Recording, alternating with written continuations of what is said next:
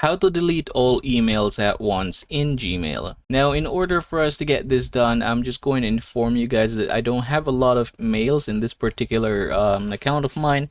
However, the process is going to be the same thing regardless.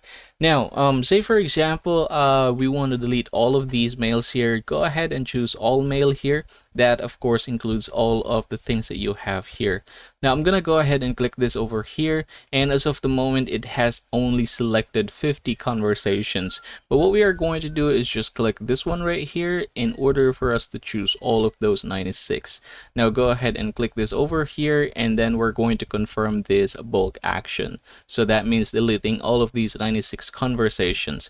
Now I'm gonna go ahead and hit the OK button right here, and there you go. So that is how simple it is, right? Now you can go ahead and do the same process regardless of how many emails you have in your particular Gmail account. And that, everybody, is how you're going to delete all emails at once in Gmail.